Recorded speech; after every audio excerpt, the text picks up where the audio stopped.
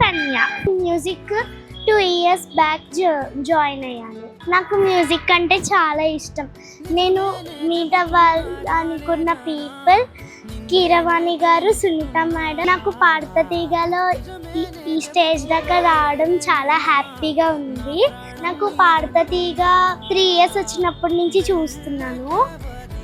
నాకు అప్పటి నుంచే ఇన్స్పిరేషన్ వచ్చింది. నాకు మల్లేశ్వరి మేడం అని నాకు చెప్తారు, ఆవిడ బాగా చెప్తారు మ్యూజిక్.